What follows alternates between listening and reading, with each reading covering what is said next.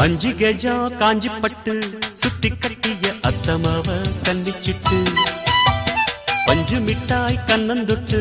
புத்தங்கொடுக்க பக்கம் வந்தே ஓரங்கட்டு மாலை நேர பூங்காத்து வீசும்